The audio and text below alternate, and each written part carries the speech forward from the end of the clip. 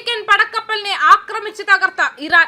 American വിമാനവാഹിനി കപ്പലായ USS Abraham Lincoln നേരെ missile drone ആക്രമണം നടത്തിയെന്ന അവകാശവാദവുമായി ഇറാന്റെ റവല്യൂഷണറി ഗാർഡ്.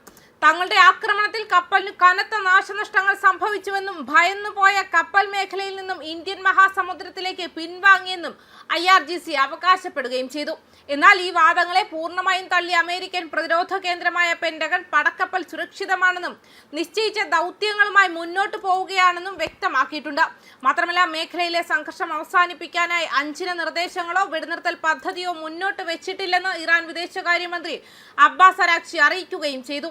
സമാധാന പുനഃസ്ഥാപനത്തിനായി അമേരിക്കയുമായി നിലവിൽ യാതൊരുവിധ ചർച്ചകളും നടക്കുന്നില്ലെന്നും അദ്ദേഹം കൂട്ടിച്ചേർത്തു. ഇറാൻ വെടിനിർത്തൽ ആവശ്യപ്പെട്ടെന്ന ട്രംപിന്റെ സോഷ്യൽ മീഡിയ പോസ്റ്റുകൾ തള്ളിക്കൊണ്ടാണ് ഇറാൻ ഔദ്യോഗികമായി തങ്ങളുടെ നിലപാട് വ്യക്തമാക്കിയത്. അപ്രതീക്ഷിത പ്രഖ്യാപനവുമായി ട്രംപ് രംഗത്തെത്തി. നാളെ നടത്താനിരിക്കുന്ന നിർണായക വാർത്താ സമ്മേളനത്തിന് മുന്നോടിയായി റോയിട്ടേഴ്സിന് നൽകിയ അഭിമുഖത്തിലാണ് ട്രംപ് ഇക്കാര്യം വെളിപ്പെടുത്തിയത്. ഹോർമുസ് കടലിടുക്കിന്റെ നിയന്ത്രണത്തിനായി നാറ്റോ സഖ്യം സൈന്യത്തെ അയക്കാത്തതിൽ അതൃപ്തി പ്രകടിപ്പിച്ച ട്രംപ് സഖ്യത്തിൽ നിന്നും അമേരിക്ക പുറത്തു പോകുമെന്ന സൂചനയും നൽകി. സഖ്യകക്ഷികളുടെ പിന്തുണ ലഭിക്കാത്ത പശ്ചാത്തലത്തിൽ അമേരിക്കയുടെ പിന്മാറ്റം ആഗോള രാഷ്ട്രീയത്തിൽ വലിയ മാറ്റങ്ങൾക്ക് വഴിവെച്ചേക്കാം. അതേസമയം ഇറാനെതിരായി സൈനിക നടപടി ആരംഭിച്ച് 4 ആഴ്ച പിന്നിടുമ്പോൾ തങ്ങളുടെ പ്രധാന യുദ്ധലക്ഷ്യങ്ങൾ കൈവരിക്കുന്നതിന്റെ വക്കിലാണെന്ന് അമേരിക്കൻ പ്രസിഡന്റ് ഡൊണാൾഡ് ട്രംപ് പ്രഖ്യാപിച്ചു. വൈറ്റ് ഹൌസിൽ രാജ്യത്തെ അഭിസംബോധന ചെയ്ത് സംസാരിക്കവേ ഓപ്പറേഷൻ എപ്പിക് ഫ്യൂറി വഴി അമേരിക്ക നിർണായക വിജയങ്ങൾ നേടിയെന്നും അദ്ദേഹം അവകാശപ്പെട്ടു. ഇറാന്റെ നാവികസേന പൂർണ്ണമായും ഇല്ലാതാക്കപ്പെട്ടുവെന്നും വ്യോമസേന തകർന്നടിഞ്ഞ നിലയിലാണെന്നും ട്രംപ് വ്യക്തമാക്കി. സൈനിക ദൗത്യം ഉടൻ തന്നെ പൂർത്തിയാകുമെന്ന സൂചനയും അദ്ദേഹം നൽകി.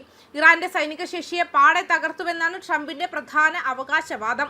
റവല്യൂഷണറി ഗാർഡ് കോറിന്റെ കമാൻഡ് ഘടനയെ തകർക്കുകയും മിസൈൽ ഡ്രോൺ വിക്ഷേപണ സംവിധാനങ്ങൾ നശിപ്പിക്കുകയും ചെയ്തിട്ടുണ്ട്. കൂടാതെ ഇറാന്റെ തന്ത്രപ്രധാനമായ ആണവ കേന്ദ്രങ്ങളും ആയുധ നിർമ്മാണശാലകളും അമേരിക്കൻ സൈന്യം തകർത്തതായി അദ്ദേഹം പറഞ്ഞു. ഭീകരവാദത്തിന്റെ പ്രധാന സ്പോൺസറായ ഇറാനെതിരെ തന്ത്രപരമായ നീക്കങ്ങളാണ് വൈറ്റ് ഹൌസ് നടപ്പിലാക്കുന്നതെന്നും ട്രംപ് കൂട്ടിച്ചേർത്തു.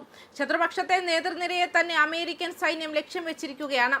ഇറാന്റെ ഭരണ സൈനിക നേതൃത്വത്തിലെ ഭൂരിഭാഗം പേരെയും വധിക്കാൻ സൈന്യത്തിന് സാധിച്ചുവെന്ന് ട്രംപ് വെളിപ്പെടുത്തി. നിലവിൽ ഇറാൻ പ്രതിരോധിക്കാൻ കഴിയാത്ത വിധം ദുർബലപ്പെട്ടിരിക്കുകയാണെന്നും ശത്രുക്കൾ പരാജയത്തിന്റെ വക്കിലാണെന്നും അദ്ദേഹം പറഞ്ഞു.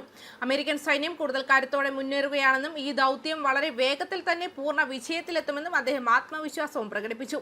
യുദ്ധം അവസാന ഘട്ടത്തിലാണെന്ന് സൂചിപ്പിക്കുമ്പോഴും വരും ആഴ്ചകളിൽ ആക്രമണം കൂടുതൽ ശക്തമാകുമെന്ന മുന്നറിയിപ്പും ട്രംപ് നൽകിയിട്ടുണ്ട്. അടുത്ത 2-3 ആഴ്ചയ്ക്കുള്ളിൽ ഇറാനെതിരെ അതിശക്തമായ പ്രഹരം ഏൽപ്പിക്കുമെന്നും അദ്ദേഹം പറഞ്ഞു. യുദ്ധലക്ഷ്യങ്ങൾ പൂർത്തിയാക്കി അമേരിക്കൻ സൈന്യം ഉടൻ തന്നെ മടങ്ങിയെത്തുമെന്ന പ്രതീക്ഷയിലാണ് വൈറ്റ് ഹൌസ്. ട്രംപിന്റെ ഈ പ്രഖ്യാപനം പശ്ചിമേഷ്യൻ രാഷ്ട്രീയത്തിൽ വലിയ ചർച്ചകൾക്ക് വഴിവെച്ചിരിക്കുകയാണ്. ന്യൂസ് ഡെസ്ക് കർമ്മ ന്യൂസ്.